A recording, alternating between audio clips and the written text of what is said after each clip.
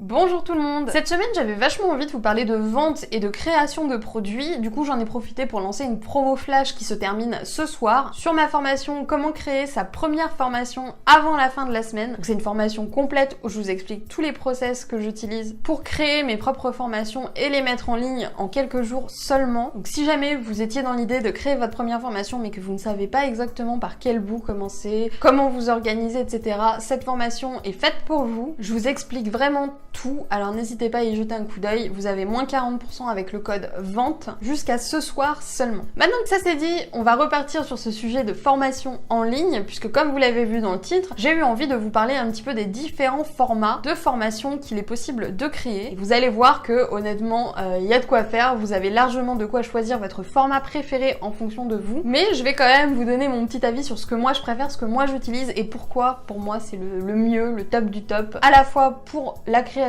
du produit qui est beaucoup plus simplifié et aussi pour le client qui a une formation complète, pas trop surchargée, claire, avec suffisamment de support pédagogique pour pouvoir utiliser cette formation sur le long terme dans sa stratégie. Déjà, pourquoi créer une formation en ligne quand on sait qu'on peut créer un e-book, on peut créer plein d'autres choses? La formation en ligne, c'est la suite logique déjà d'une part du métier de blogueur. J'en parlais dans un article sur l'infoprenariat où je vous présentais justement ces différentes manières de vivre de son contenu, de vivre de ses idées. Il faut comprendre aussi que la formation en ligne, c'est un marché qui est en pleine expansion, même si c'est encore assez discret en France. C'est-à-dire que si vous n'êtes pas encore dans ce milieu-là, qui doit pas être le cas si vous regardez cette vidéo, vous devez sûrement suivre d'autres personnes, mais les gens lambda, le grand public, entre guillemets, n'entend que très peu parler de formation en ligne qui ne soit pas gérée par des organismes, mais qui sont proposées par des entrepreneurs individuels comme moi par exemple. Donc quand on débarque là-dedans, on peut se dire oui, mais pourquoi créer une formation? Je veux dire, moi-même, j'ai jamais acheté de formation à un entrepreneur, alors pourquoi j'en créerais, etc. Parce que c'est un marché qui est en demande et c'est pas parce que vous n'avez jamais acheté de formation en ligne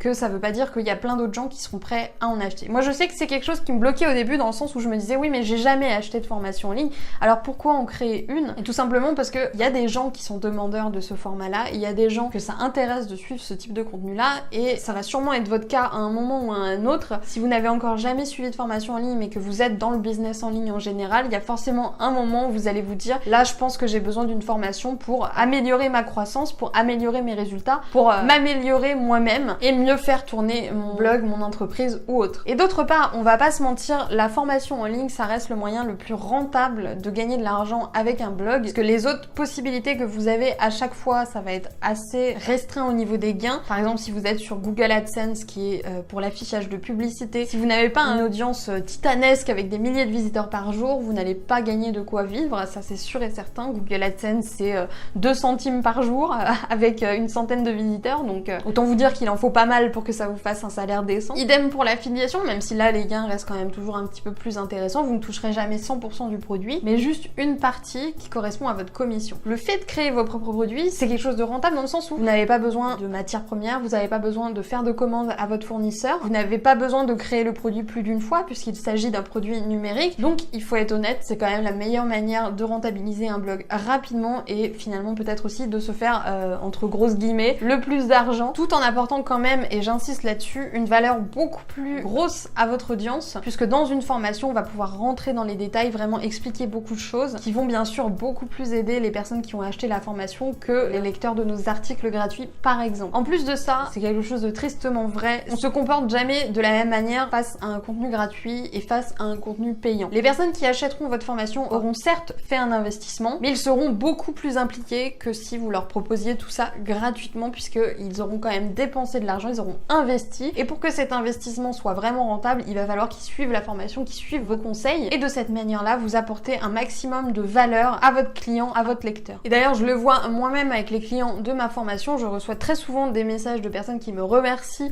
en me disant que ça leur a apporté pas mal de choses, donc je reste convaincue au fond de moi qu'à travers une formation, vous n'arriverez jamais plus à aider quelqu'un que de cette manière-là, c'est-à-dire qu'avec l'e-book, je pense qu'on a moins d'impact finalement sur la vie des gens, sur ce qu'on peut leur apporter, plutôt qu'une formation, on va pouvoir vraiment expliquer avec nos mots de vive voix comment faire les choses en fonction bien sûr du sujet qui a été demandé. Du coup, quel format on peut choisir finalement pour créer cette fameuse formation, cette première formation, si jamais vous vous lancez tout juste dans le game? Alors je vous ai listé 6 options, sachant que bien sûr c'est pas exhaustif. Une formation en ligne ça peut prendre de nombreux aspects. Ce qui est important au moment où vous la créez, c'est que vous choisissez choisissiez le format dans lequel vous vous sentez le plus à l'aise. Même si vous êtes plus à l'aise à l'écrit et que vous pensez que vous êtes plus efficace en écrivant un e-book, écrivez un e-book. L'e-book peut faire office de format de formation, même si, comme je vous l'ai dit, je pense pas que ce soit le plus pertinent, mais il existe. D'autre part, vous n'êtes pas forcément obligé d'adopter un format e-book, vous pouvez vous contenter tout simplement de créer une formation au format texte avec différents modules que vous allez mettre en place sur une plateforme qui va gérer tout ça, comme par exemple Cuneo dont je vous parle très souvent et dont je vous explique le fonctionnement dans ma formation, créer sa première formation avant la fin de la semaine.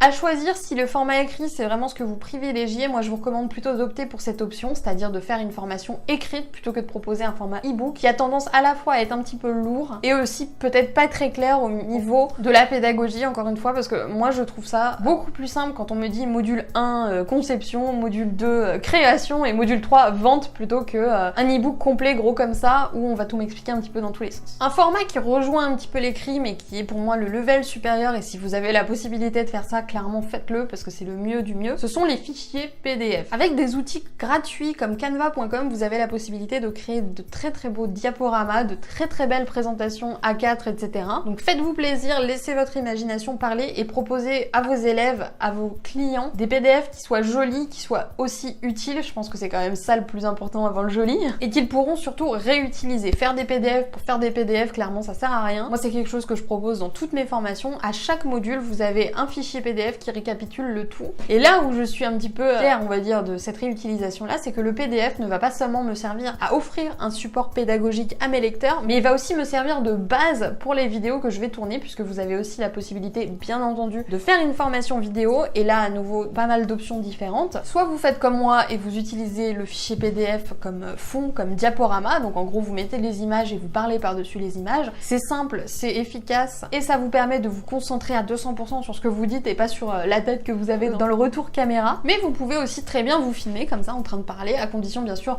de pas être là en train de raconter toute votre vie, mais d'apporter sans arrêt des informations de valeur. Parce que c'est ça que les gens recherchent vraiment quand ils achètent une formation. Ils veulent pas du blabla, de la théorie, ils veulent du concret. Ils veulent savoir ce qu'ils doivent faire maintenant, tout de suite. Et au final, peu importe la forme que ça prendra, du moment que vous répondez à la problématique, à la promesse de base que vous avez fait à vos lecteurs, il n'y a aucun souci. Autre idée, vous pouvez aussi envoyer des emails, c'est-à-dire qu'il y a pas mal d'offres comme ça où en fait c'est un programme par email, donc tous les 2 jours, tous les jours, la personne reçoit un email directement dans sa boîte mail et c'est ce qui fait office de contenu de formation. L'avantage avec ça, c'est que vous n'avez pas besoin d'investir dans une plateforme comme Cuneo pour mettre en place votre formation. Vous pouvez vous servir d'un autorépondeur comme Mailchimp pour envoyer vos produits, le contenu de votre formation à vos lecteurs. Une autre option dont je suis clairement pas fan, c'est l'audio. Donc ça va être une formation au format podcast, c'est-à-dire que on va juste entendre votre voix en train de parler, vous allez juste vendre les fichiers audio. Et moi je suis vraiment pas fan de cette technique-là. Alors bien sûr, chacun son opinion, chacun ses avis. Je trouve que à l'audio, il manque quelque chose. Pour être vraiment concentré sur un audio à 200%, il faut le faire. En général,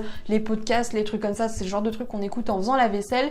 Et pour moi, un élève ne sera jamais au top du top de sa concentration si vous vous contentez de proposer du podcast. Après, encore une fois, c'est une opinion personnelle, ça fonctionne peut-être mieux pour d'autres. J'en sais rien, moi je suis vraiment pas fan de ce système-là, donc j'aurais tendance à vous le déconseiller parce que c'est le truc qui donne un peu le moins envie finalement. Parce que quand on vous dit, voilà, est-ce que tu préfères acheter des fichiers PDF de révision ou est-ce que tu préfères acheter un audio de révision, moi je me tournerais plus vers le PDF. Mais encore une fois, c'est personnel, chacun fait comme il veut. Une autre option, c'est peut-être de proposer plus un accompagnement un petit peu personnalisé avec des exercices dédiés. Vous pouvez, comme un professeur finalement, parce que pour moi le blogueur est un professeur 2.0, faire une série d'exercices que vous allez corriger qui va permettre à vos élèves d'atteindre la promesse que vous leur avez fixée au début de votre formation. C'est-à-dire que vous allez leur envoyer régulièrement des exercices pour qu'ils travaillent sur eux-mêmes, qu'ils avancent dans cette formation. Ça demande peut-être un petit peu plus de gestion que de vendre un produit, on va dire, totalement automatique, mais si ça peut permettre à vos élèves de décoller, alors n'hésitez pas et foncez. Alors, qu'est-ce que je préfère là-dedans? C'est quoi le mieux d'après moi? Vous l'avez deviné si vous êtes déjà client de mes formations, moi je suis une grosse adepte du format PDF vidéo. Donc moi je filme mes diaporamas que je crée sous Canva et j'offre le PDF en plus de la vidéo. Je trouve ça génial en fait comme méthode parce que la première chose que je vais faire, bien sûr, c'est prendre des notes sur ce que je vais écrire, et là où je vais formuler mes notes pour qu'elles prennent forme, pour qu'elles soient plus logiques, ça va être au niveau du fichier PDF. Donc ma première étape, ce sera de faire le fichier PDF, et ensuite, vu que la plupart des informations finalement sont dans ma tête, sinon je ferai pas de formation, le fait d'avoir juste les grosses lignes dans ce PDF récapitulatif dont vont pouvoir se servir les élèves pour réviser, me permet finalement d'enregistrer enregistrer presque d'une traite tout le contenu de ma formation parce que je sais exactement ce que je dois dire et à quel moment, grâce à ces slides, à ces PDF qui m'aident à structurer mon récit. Donc si vous partez de zéro, je vous conseille vraiment de faire ça parce que, encore une fois, ça aide beaucoup plus vos élèves, dans le sens où si vous faites des modules de formation de 2 heures, il faut bien être conscient que les gens vont pas les regarder 3 fois. Ça peut être pertinent d'avoir un fichier justement téléchargeable, imprimable à leur proposer et ça les aidera beaucoup plus à avancer. Au niveau du format vidéo, je trouve ça quand même intéressant parce que ça permet, comme je vous le disais, de garder ce format audio sans pour autant montrer son visage, se focaliser sur l'image qu'on renvoie aux gens, mais en ayant quand même la liberté d'expliquer avec des vrais mots de manière plus ou moins divertissante ce que vous avez à apporter aux gens. Donc j'aurais vraiment tendance à vous recommander ça. Et ce qui est génial, c'est que ça fonctionne même si vous n'avez pas envie de faire de vidéo et même si vous n'avez pas envie de montrer votre tête. Alors tentez, vous allez voir, c'est formidable. En conclusion, que choisir? Donc comme je vous l'ai dit, moi je vous conseille vraiment format PDF vidéo, mais encore une fois, suivez votre instinct, faites ce dans quoi vous êtes le meilleur. L'idéal, c'est aussi peut-être quelque part de proposer quelque chose qui diffère un petit peu de ce qu'on retrouve gratuitement sur votre blog, que les gens ont vraiment l'impression de voir une différence entre le contenu payant et le contenu gratuit. Mais vous restez libre vraiment de ce que vous voulez proposer. C'est vous qui connaissez votre audience, ça dépend de vos capacités à tourner une vidéo, vos capacités à vous exprimer, vos capacités à écrire, peu importe, vous choisissez le format qui vous sied le mieux, en sachant de toute manière que quel que soit le format, votre formation se vendra sûrement si vous mettez en place les bonnes techniques et si cette formation est de qualité. N'oubliez pas que si vous ne savez pas du tout par quel bout commencer pour créer cette fameuse formation qui peut peut-être vous permettre de vivre de votre blog comme ça me permet à moi de vivre de mon blog, jusqu'à ce soir seulement, vous avez moins 40% sur ma formation Ception comment créer sa première formation avant la fin de la semaine avec le code VENTE. N'oubliez pas d'en profiter parce que ce soir, il sera trop tard malheureusement pour l'avoir à ce prix-là, il reviendra au prix normal. Et vous, du coup, donnez-moi votre avis. Qu'est-ce que vous préférez comme format en tant qu'élève, en tant que formateur? Qu'est-ce qui vous paraît le plus intéressant à exploiter et qu'est-ce qui peut être le plus pertinent pour les lecteurs? Parce que dans le monde entrepreneurial, on entend souvent parler de rentabilité, etc. Mais je pense que c'est quand même important de se focaliser sur ce que votre client retrouve une fois qu'il a payé, ce qu'il peut utiliser dans sa vie au quotidien et surtout les informations qu'il peut réutiliser pour voir ses résultats exploser. Donc dites-moi tout en commentaire, j'attends votre retour avec impatience. Moi je vais vous laisser là, je vous souhaite une très très bonne journée et je vous dis à plus pour une nouvelle vidéo sur la chaîne de Wonder Weight Queen.